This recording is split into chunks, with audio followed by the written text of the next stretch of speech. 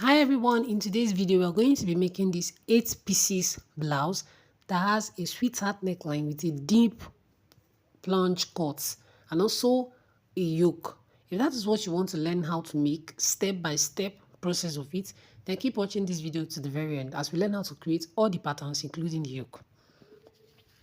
So firstly, you'll be needing your basic bodice front with your side bust dart and your waist dart, which are the basics. Now on your under bust line, you're going to be contouring it by marking 1 inch on both sides of the underline of the under bust line. You'll be contouring your under bust dart by marking 1 inch on both sides of the under bust line. You go ahead to connect this 1 inch point like so, from the bust point to that under bust point where it is, and then to the waistline. Then you go ahead to connect it to the bust point and then to the waistline. So I'm connecting the 1 inch to my waistline and to the bust point like so. So you see all these parts where I marked faint shaded lines, they are the contour of the under bust. Okay. So I haven't done this now. This is what your pattern should be looking like at this stage. So the next thing is to impute our bust arc or bust radius. So now your bust radius is the distance between your bust point to your under bust. For the sake of this tutorial, mine is 3 inches. I'm going to be taking 3 inches all the way around like so. The reason why we are doing this is to get a perfect sweetheart neckline, as the one you can see on the thumbnail. You want it to be as perfect as that. So watch out as we do that. I'm going to be marking the 3 inches all the way round like so. At this point, if you haven't subscribed to this channel, please do want to subscribe. Click the bell notification icon. At this point, if you haven't subscribed to this channel, please do want to subscribe. Click the bell notification icon so you'll be the very first person to know when I post lovely videos like this. Now we are going to be determining the depth of that plunge neckline. Okay, from the center. We're going to be determining the depth of that plunge neckline. Now from our basic neckline on the center front, we are going to be putting our tape like so. For the sake of this tutorial, I went ahead to mark 4.5 inches or just say 5 inches. Whatever you're using, just make sure that you're not going to be showing your cleavage or whatever. You want to make your own very except if you're going to use something that is not an illusion net for the see-through as your yoke. Okay. So at this point now, I'm going ahead to connect all the dotted lines that we marked like so. Now, if you feel that your bust arc, which is that dotted line that we're joining, is going to be showing your breast or all that, you can decide to increase yours by 1 inch. Bust radius. You can decide to increase it as much as the point where you feel is going to be okay. You want to increase it by 1 inch, it's going to still be perfect. All right, just increase that. So at this point, this is what by 1 inch like all the way around. It's going to still going to be okay. So now at this point, from this very part of my armhole, I'm going to be imputing the style line for my curved line or my style line because that's what we are going to be using for this tutorial. Because that is what we are going to be using for this tutorial. We're going to be using an armhole princess. So we're going to be using connecting this point to the bust point like so. I went ahead to connect that point to the bust point like so, and this is what it looks like right now. So at this point, this is what your pattern should be looking like. So I haven't done this now. I'm going ahead to open up my side bust dart so that we can manipulate by opening up my side bust dart armhole princess seam. I hope my voice is not low. Like I said, I'm under the weather. I also went ahead to open up the style line that went in from the armhole to the bust point. Then we'll cut this like so. So we're going to be closing the side bust dart. We're going to be transferring the side dart to transfer the excess to this intake point, to that very armhole area. And with my tape, I'm going to be holding this down like so now. Remember, this is an 8 pieces blouse, not 6 pieces. So I'll show you how I got all the panels. At this point now, we're going to be cutting the rest of the dart. So we'll go ahead now to start cutting the contour and the waist dart up onto the bust point like so.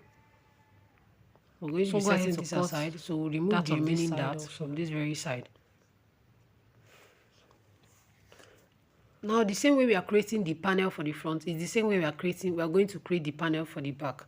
The same way you're creating the panel for the front is the same way you're creating the panel. So at this point, this is what we are having like so. I always love to smoothen out this part, so that I always love to smoothen out this very part area does not look my side and tacky when I'm drafting, whether it's any kind of to come out as natural as because possible. You don't want your boss to smoothen it out to give it a very nice shape. It's going to make your dress look tacky and unprofessional. So I'm going to be smoothing it out like so, and then use my scissors to cut out the parts that I do not need. At this point, can you see how smooth? So at this point, this is what so when you cut in like this is what it's going to look like. So now we're going to be detaching the yoke from the main part of it. Okay. So I'm going to start. Might be wondering since we've done the princessing right now. Are we going remember to join the yoke? Are we going to sew on the parts? Do not worry. Of this I'm going to show you that right away, right now, side. So part of now we have cut out this part together very quickly. We're going to cut the remaining part of the yoke that went into this part of the yoke also. So very simple. You're going to be using your tape to join it together. So when you're cutting your yoke, when you're cutting on your comes out as a whole piece. Nobody will know that you don't have to stress yourself up and sewing it together, and you still have your princess seam perfect on the other part of the pattern. Okay. So we'll have now to. Going to have to tape this down. So this is what your yoke should look like as a whole piece. You're cutting your center front on fold. All right. So do not worry. I'll show you everything as we go on. So at this point, this is what this pattern is looking like. All right. So now the next thing we are going to do, of course, is that panel aspect. So we are going to be working on this very part to create the panels. Okay. I'm going to be getting a fresh pattern paper which we'll be using for that. Firstly, I went ahead to label yoke. I really want to. I'm going to be setting the yoke aside, so just take it out. I labeled yoke. You cannot overemphasize on the importance of label. I've labeled yoke doing your pattern drafting, so you don't get confused along the way. Like center front, join. Now we are going to be starting from here. This is my center front. Now here I'm labeling center. I'm also going ahead to label every necessary part of the line. Yes, the very trick to get this very now you want to focus on the waistline. It's to make sure that you indicate that is where you start. Making that your panel to form a peplum from the waistline. Very important. So you have a very nice fit. All right. So we're going to be starting on the waistline. Please do not mistake your underbust line for the waistline. Label properly.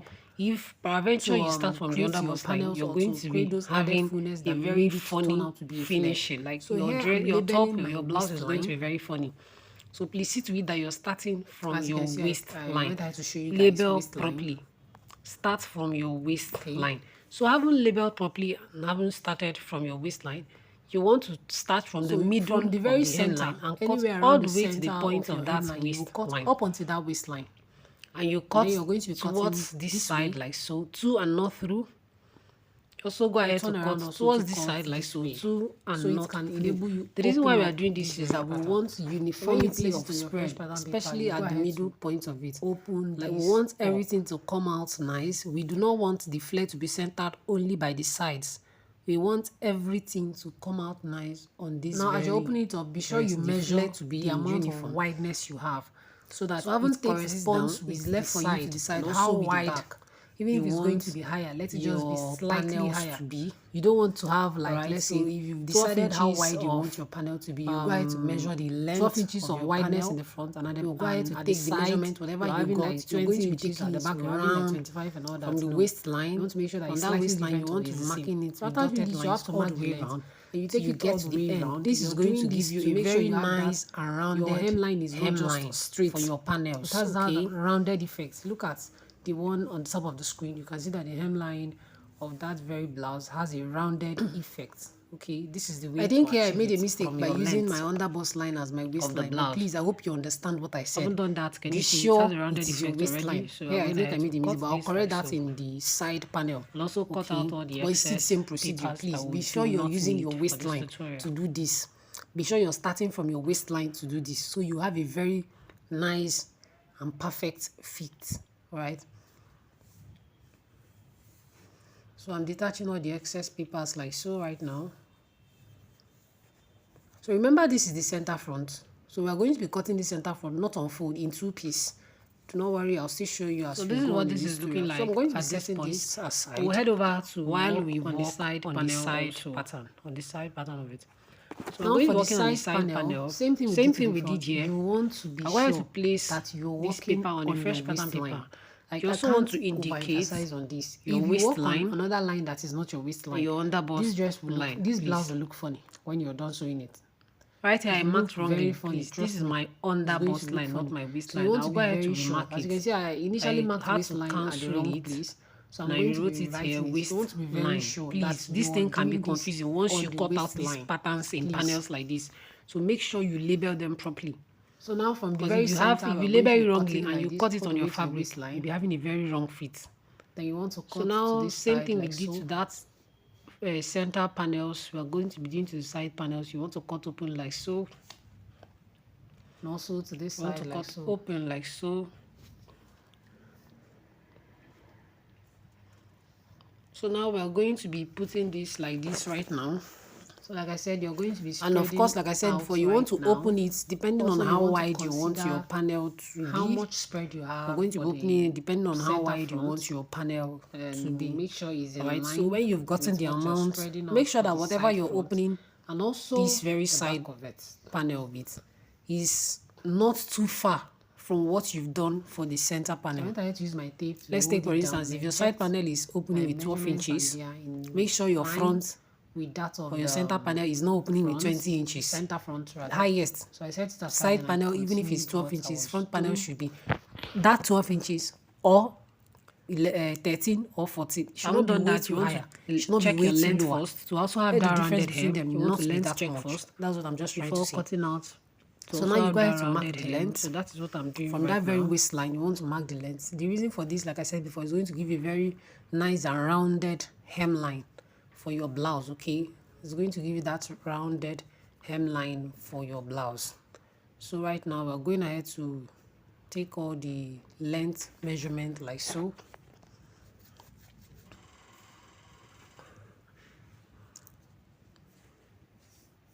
So I haven't done that now. I'll just go ahead to use my scissors and cut on those dotted lines. So this is what it looks like.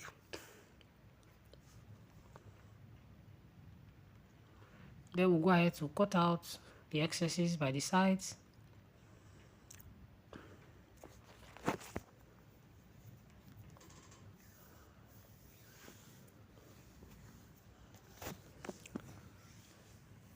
So this is what the side panel is looking like. And I went ahead to cut it out. So you're going to be having 4 panels for this very front. Please do not get confused. Same procedure is what you're going to be using for the back, because I didn't actually draft the back. It's the same procedure.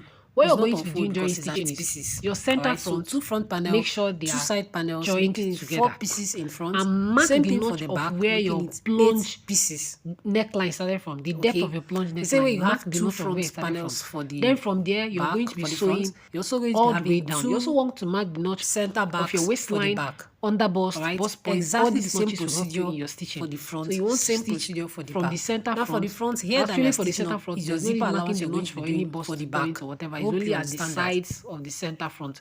What you just have to do here is to mark that deep plunge neckline. You just be stitching from the center front all the way down. For the and front, after sewing the from the center front together, all the way down, please mark where your plunge neckline started, so you don't stitch it up. You go ahead now to sew the side.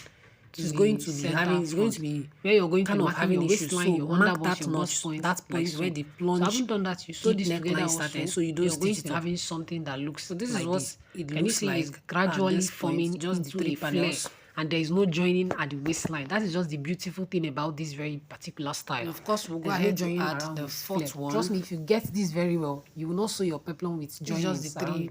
This is just for the 3 panels. We're going to add the 4th one for the side. We're also going to join this part, same way we joined the other part. Just make sure you mark your notches. Mark every notch required, and trust me, this is going to be the one for the ever perfect side, and this is all the panels for the front. So this is what it looks like. So these are all the panels. Remember, it's same procedure for the front. Remember, it's same procedure also for the back. Just in case you have any question, leave a comment. You can decide to the comment section below and I'll reply. You can decide to sew your back without a yoke, whatever way you want to do. So these are all the panels. The same procedure for the front that you're also going to be stitching for your deep plunge neckline. Alright, so I'm assembling all the patterns together like this. Video is very explanatory and it's simple to follow in case you want to create this design. 4 panels. I hope this video is very easy and simple for you to follow. Making it 8. Okay, so these are all the panels. Just in case if you have any question, you can leave it in the comment section. Like I said, I promise to reply you as soon as possible. Especially that's very important. Please do not forget same procedure for the back. You'll be having one panel, second panel, which is your center front. Third panel also the center front. For the back, you're going to be joining your zipper to those center backs. Then the side panel before you have your yoke for the front. Same thing also, you can decide to do your back without a yoke. You can decide to do it with a yoke. Alright, so whichever one you want to use, drop a video comment in the comment section and I will explain to you better. But I hope this video is explanatory. Be sure to watch the next tutorial. See you again. Bye.